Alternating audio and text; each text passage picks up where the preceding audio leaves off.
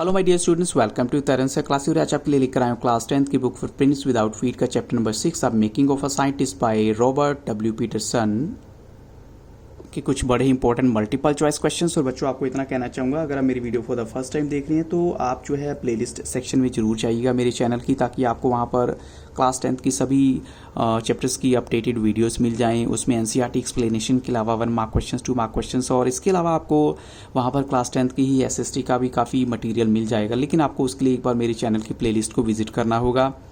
अब बच्चों देखते हैं फर्स्ट क्वेश्चन यहाँ पर क्या है। What is did a former scout of the year excited the scientific world with a new theory on how cells work. यानी किस एज में आकर एक नई थियरी हाउ सेल्स वर्क दी गई थी एक साइंटिस्ट के द्वारा, जिसका नाम है रिचर्ड एच एब्राइट, जिसके बारे में हम पढ़ेंगे। तो ऑप्शन है 20 ईयर्स, 21 ईयर्स, 22 ईयर्स, 23 ईयर्स।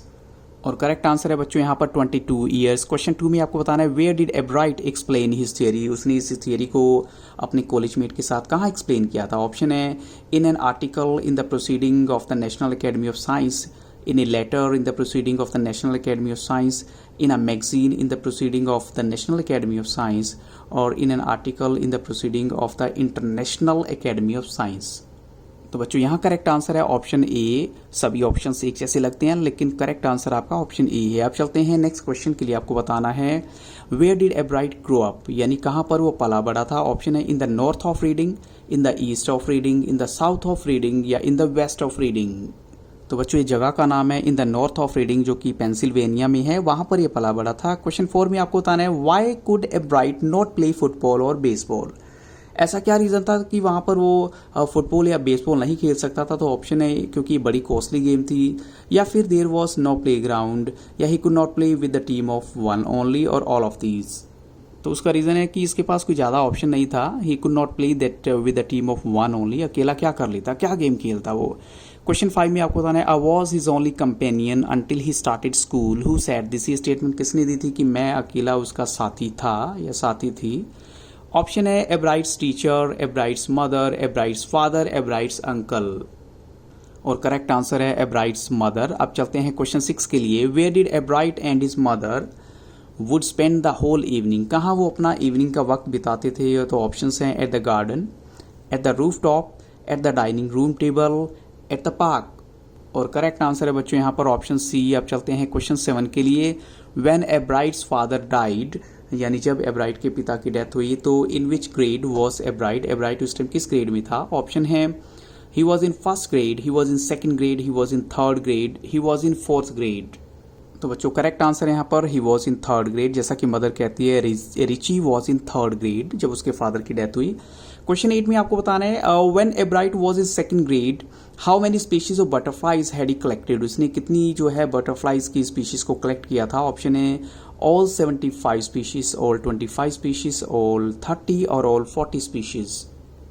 और करेक्ट आंसर है ऑल 25 स्पीशीज, जो ऑलमोस्ट उसके होम टाउन में आसपास मिलती थी, उन सभी को उसने कलेक्ट किया था। तो ऑप्शन बी राइट है। अब चलते हैं क्वेश्चन 9 के लिए। Which book did his mother bring for एब्राइट, यानी उसकी मदर कौन सी बुक उसके लिए लेके आती है। तो ऑप्शन है childrens book called the travels of monarch X, childrens book called the travels of monarch 11, science book called the travels of monarch X, और childrens book called the journeys of monarch X. तो बच्चों चाहे सभी option एक जैसे लगते हैं, but correct answer है ऑप्शन ए यहाँ पर। अब चलते हैं नेक्स्ट क्वेश्चन के लिए। What was written at the end of the book, यानी इस बुक को पढ़ने के बाद एंड में क्या लिखा हुआ था कि readers were invited to study butterfly migrations, readers were invited to study bee migrations, readers were invited to study fly migrations, और readers were invited to study human migrations. और करेक्ट आंसर है यहाँ पर ऑप्शन ए। आप चलते हैं next question के लिए। How long does the season of butterfly collecting last in reading, यानी रीडिंग जो जगह का नाम मैंने आपको बताया पेंसिल्वेनिया में, जहाँ पर ये नॉर्थ ऑफ रीडिंग में एब्राइट पला भी है, बड़ा भी हुआ है। तो वहाँ पर जो बटरफ्लाई कलेक्टिंग का सीजन है कितना टाइम रहता है। 6 weeks in late summer, 7 weeks in late summer, 5 weeks in late summer, और 4 वीक्स इन लेट समर।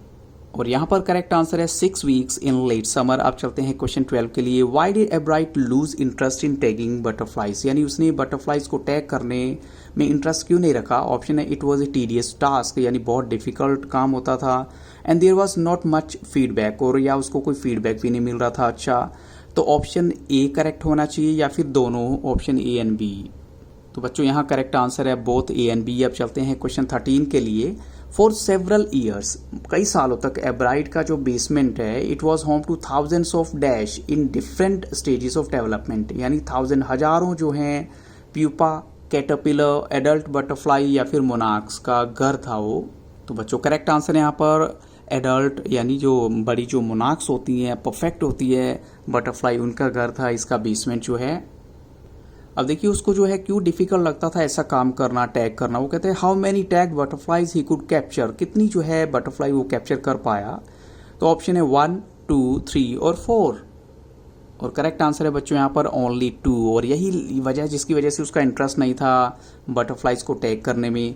अब नेक्स्ट क्वेश्चन में आपको बताना है in which grade was Ebright when he enter the county science fair, यानी कि जब एब्राइट ने काउंटी साइंस फेयर में जो है अपनी एंट्री की तो उसकी ग्रेड क्या था, 5th grade, 6th grade, 7th grade या फिर 8th ग्रेड।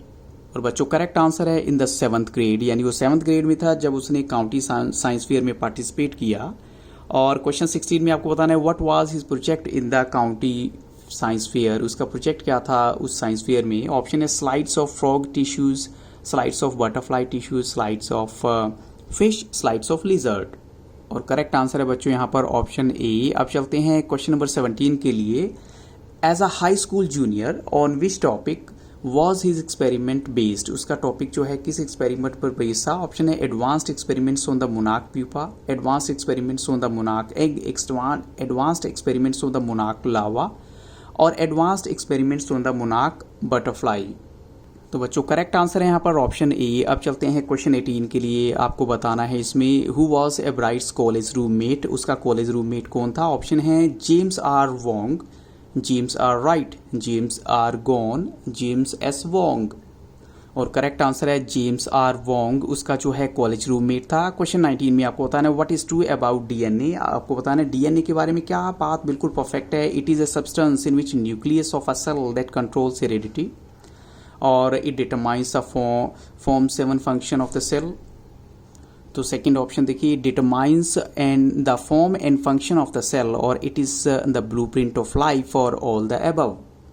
और करेक्ट आंसर है ऑल द अबव। अब चलते हैं क्वेश्चन 20 के लिए। रिचार्ड वॉज कॉम्पिटिटिव, ये स्टेटमेंट किसने बोली थी, मिस्टर वीरर ने, डॉक्टर उर्कुहार्ट ने, एब्राइट्स की मदर ने या एब्राइट के फ्रेंड ने।